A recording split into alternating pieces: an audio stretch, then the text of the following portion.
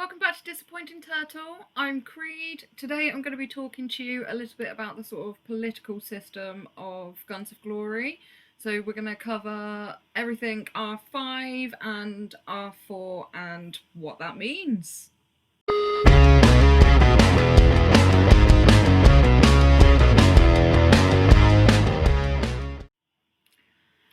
Each alliance is run differently.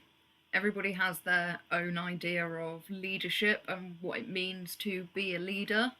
But all alliances have this system right here, which is the R system, if you like.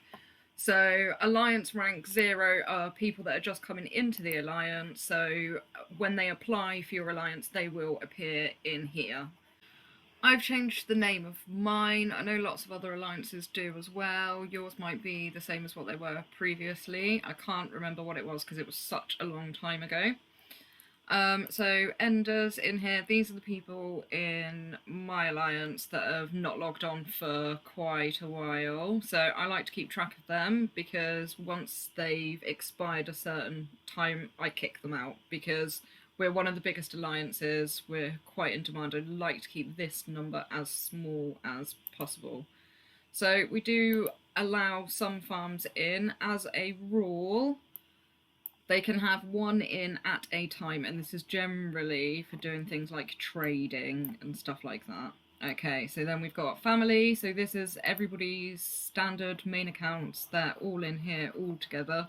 I do like to refer to them as my family because, as you're going to learn, I am a bit of a mother. Right-hand men. So these are my R4s.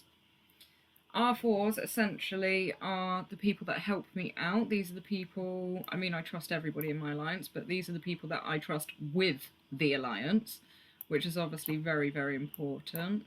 Okay, so these are my go-to guys. If anybody in the alliance has any questions, then they can always come to one of these guys and they can help them out with stuff. Anything, really. They can also do other things, so they can accept people into the alliance and they can also kick people out of the alliance, although I like them to run that past me first for reasons that I'm going to highlight in this video. I'm just going to do this because it is being a pain. Right, and then R5 mum, that's me, so I'm the leader. Right hand men are the guys who are there to help me out. That's their job, and they're great, all of them. Right, let's have a look at some of the things that they and myself have to do. So if we go onto the Kingdom tab, and just down here you can see your strategies. Right, somebody's overloaded the gunpowder, so they'll get told off a bit later. If this sits around between 86 and 88, this goes up a lot quicker. Don't know why, but it does. It's a mystery, but it works. So I'm not going to argue with it working. These are your different strategies in here. You have to obviously do your donations in your alliance to build up those strategies. They don't just come. We're on endless growth. We're all doing really well. We're big donators in this alliance, but also we're quite a large alliance, so, you know, we're got a massive advantage. Once you started building all of those up, you can start using the strategies that they're based. So, you know, you've got attack things in here. So freeze, I'm sure some of you watching have been frozen. It's massively frustrating. Not really a lot that you can do about it either. But we also have development and defend. So attack, defend, development. Development, you can see that I've done this one today because we've just had KVK. So the alliance was rightly so expecting me to do this strategy this morning. Had I have not done this strategy, I probably would have got into trouble because they need it. So that's an important role, is that you're delivering things and keeping up with expectations. A lot of people in the alliance that are lower down might not realise that these things even have to be activated when you're, you know, one of the smaller castles. But certainly as you've been in the game a long while, you will start to realise that there's people behind everything that's happening, essentially. Right, so with R5 comes big responsibility. I've got lots of rooms. They're all for different things. So I have, every now and again when you go to a KVK, somebody will write to you and say, hey, can we make a deal? So this is my room, this is where we go to chat to do our KVK negotiations. Not that they happen all the time, I would just like to point out. Shark debate room. So this is our R5 room. Let's have a look. This is like behind the scenes stuff. Unless you're an R4 or myself, you don't get to see in this room. In fact, it will not even appear in room. So let's have a little look. Right, so last night, somebody in my alliance let somebody in. This person is a rogue, but they're quite sly. So what they do is they'll attack a load of farms or a really small alliance, and then they'll go and hide in another alliance, and they won't do anything for about 4 months. And then they do it again and again. Well, anyway, I like to check my logs, which I will show you soon, and have a little look at everything that's going on at the moment. And I know this guy, his name is known to me. He's been in several alliances and does like to burn smaller castles. So this is us talking about it and essentially what we're going to do about it. So you can see this about an hour ago. I will now wait for the rest of my R4s to come on and read this because there's only one. And you have to give everybody a chance to respond. And if they hadn't, within sort of like, you know, say a few hours, I might mail them all, or I might drop them a WhatsApp and just say, hey guys, can you have a look in the room? It depends on the importance of the situations. Sometimes I make decisions without asking them at all, because I can. Right. So this is our KVK room, although it doesn't get used very much. Okay, having some more problems. Doesn't get used very often. Maybe that's why it doesn't want me looking in there. Here we go. Right, so this is another room, a different room. This is generally where the R5s from the top 10 come in here, and this is where we talk about all the affairs that are going on in the alliance. Everybody gets to have their say. We do have some people in here that are not in the top 10 alliances, but they contribute a lot, so you know they deserve to have a say as much as anybody else. We would have every single R5 in here, and we have tried to do that in the past, but it just gets, the noise is awful, and you can't actually filter through all of the stuff to find the really, you know, important things. So obviously you can see people are talking about buffs and all of that sort of stuff as well, which is obviously really important. I'm queen at the moment, so there's going to be a little bit more of people asking me of stuff to do, which is absolutely fine. It comes with the role. I enjoy doing it. I enjoy helping everybody out. Right, let's see if this is going to give me anything in here. Nope, it's going to be an ass. Right, never mind. But essentially, in that room, what we talk about is everything that's going to happen in KVK, who's going to take towers, who's going to take the palace, who's involved, how many people are there, how many people should we have in a march, even just little things if, you know, somebody needs training because they're sending the wrong troops, or they might not have their duelist gear on because they don't know about it. Lots of different things like that. So that all gets discussed in there. On top of all of this, we get a considerable, and I'm talking about R5s, a considerable amount of mail all the time, 24/7, regardless as to whether you're king, queen or not. Like R5s generally, it's pretty non-stop. Yeah, it's definitely a job. It is a job. It's a job that you don't get paid for. So just bear in mind that, you know, if you have alliance with 100 people in it, 100 people will be relying on you to answer questions, to teach them, to train them, to tell them what they should be doing, to tell them when events are, what time they are, if it's changed. because we have a big alliance, our events are actually rotated, the ones that aren't fixed.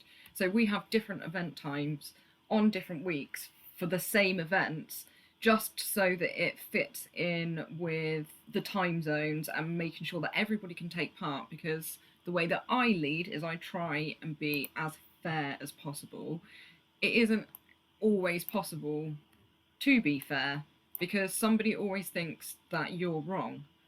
You know, that person may think that your decision is unfair, and they're entitled to that. They're entitled to think that, but generally, I try and stay on a 50-50 sort of basis. If there are in alliance arguments, for example, I try to stay as impartial as possible. I don't really believe in taking sides. I can be there as a mediator, but it's not my job to be solving squabbles. I'm not actually going to penalise people for having arguments either, because when you play a game, if you play a solo game on your own or on the Xbox, likelihood is at some point in that game you are going to scream at the telly, controller's going to go flying. It doesn't matter what game you play, you get frustrated. And unfortunately, when you play a game with lots of people, it's very easy to take your frustrations out on all of or one of those people, which is one of the reasons why people go rogue, because they just generally get very, very frustrated in the game for a million different reasons. It's really easy to sort of lose sight of the bigger picture when you're in the heat of the moment, or if somebody's pissed you off.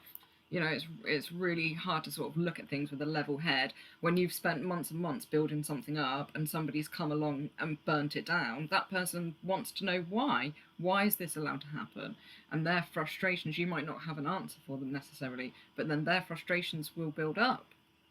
And that's just the way that it goes, and you've got to be ready for that.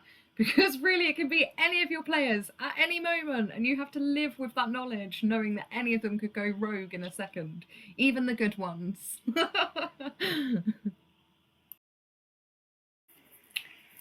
So, being R5 also has its just downright awful moments, actually, quite frankly. You know, you get to know people really, really well in this game, especially being R5 or an R4, because people generally confide in you when they have other problems going on outside of the game, as well as when they have things going on inside the game.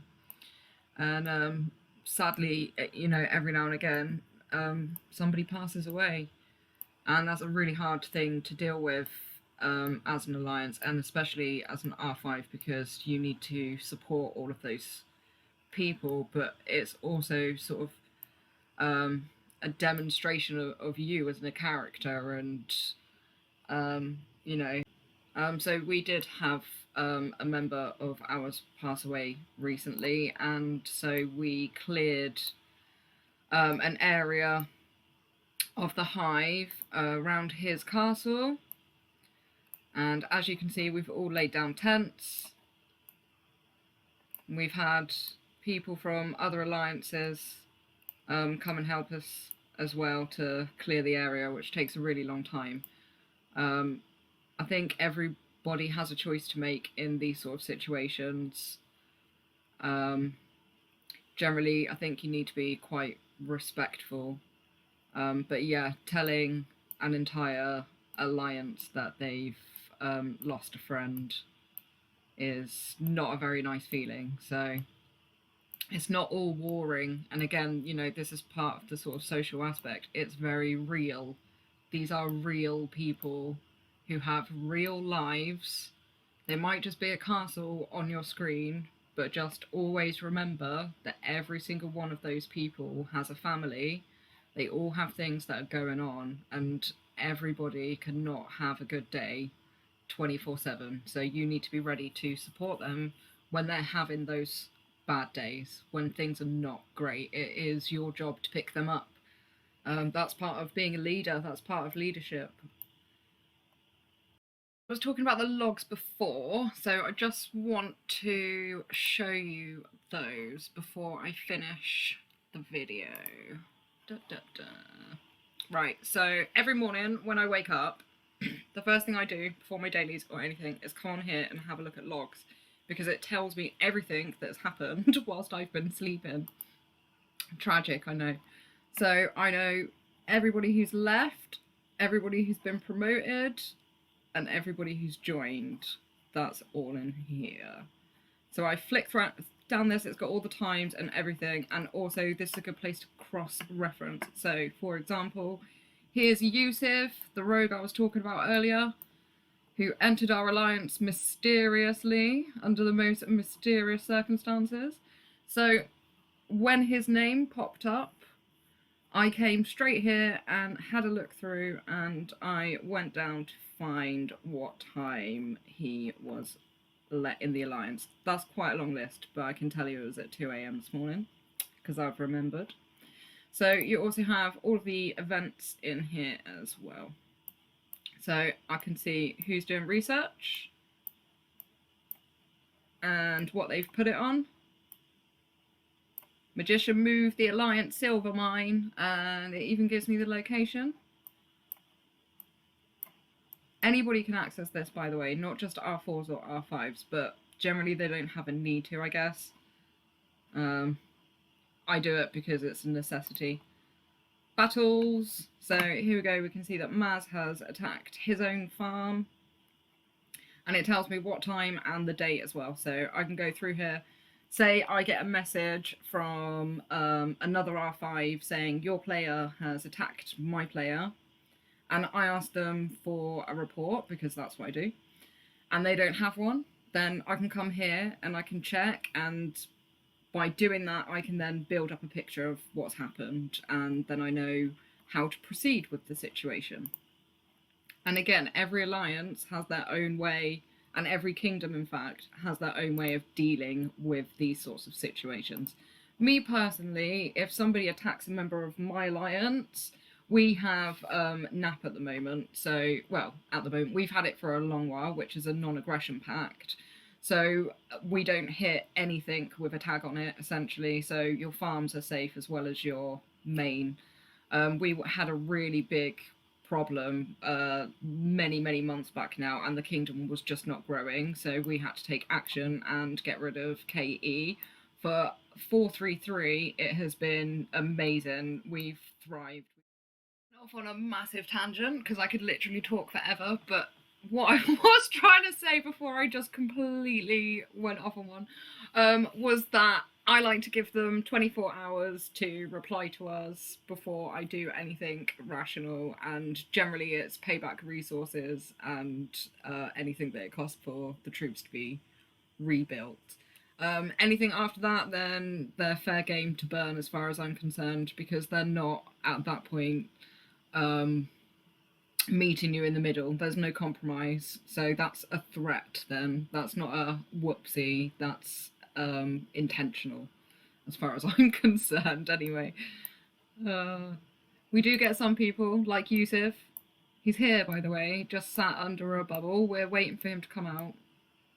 There he is. He's got about 20 hours left on his clock to get out of the alliance, and anything after that we'll just be waiting for his bubble to come down. And he's got no tags on, so we are not breaking any rules like he did. Right, I think that's about it. I think I've covered most stuff. I mean, really, you could delve a lot deeper into the sort of inner workings of each individual kingdom, and I probably will at some point, but I think this video is long enough already. You poor people, thank you so much if you've watched all the way through, and have a lovely day. Take care, and yeah, subscribe if you like my content. Thank you very much. Peace.